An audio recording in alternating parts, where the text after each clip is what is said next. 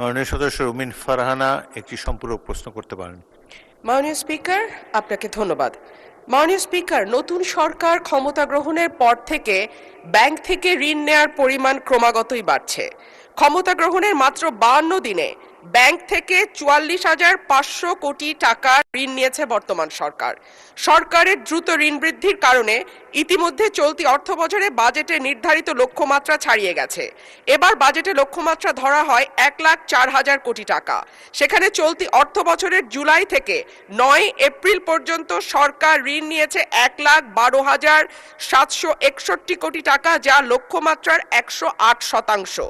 এর মধ্যে অন্তর্বর্তী সরকার জুলাই থেকে 16 ফেব্রুয়ারি পর্যন্ত নেয়া ঋণ 68,229 কোটি টাকা। বাংলাদেশ ব্যাংকের প্রতিবেদন থেকে এই তথ্য পাওয়া গেছে। মাননীয় স্পিকার, অন্যদিকে রাজস্ব আদায়ে অর্থবছরে 8 মাসে লক্ষ্যমাত্রা থেকে পিছিয়ে আছে প্রায় 71,500 কোটি টাকা। মাননীয় স্পিকার, আপনার মাধ্যমে মাননীয় মন্ত্রী মহোদয়ের কাছে আমার প্রশ্ন, আমরা রাজস্ব বাড়ানোর ক্ষেত্রে এবার নতুন কোনো পরিকল্পনা নিচ্ছি কিনা, করের আওতা বাড়ানো হচ্ছে কিনা এবং হলে সেটি কিভাবে? ধন্যবাদ মাননীয় স্পিকার। মাননীয় মন্ত্রী। ধন্যবাদ মাননীয় স্পিকার।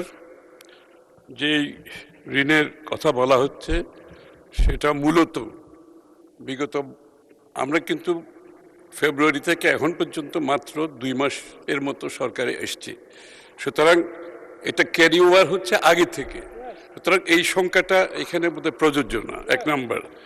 2 নম্বর হচ্ছে বিএনপির যে অর্থনৈতিক পলিসি সেটা হচ্ছে স্থানীয় ব্যাংক থেকে ঋণ কমিয়ে আনা, এবং আমি নিশ্চিতভাবে আপনাদের বলতে চাই আগামী বাজেটে তার পরবর্তী সময়ে আপনারা দেখতে পাবেন আমরা প্রায় সরকার স্থানীয় ব্যাংক থেকে ঋণ কিভাবে কমিয়ে আনছি ক্রমান্বয়ে, এবং এটার প্রতিফলন আপনারা আগামী দিনে দেখতে পাবেন, এই বাজেটেও দেখতে পাবেন।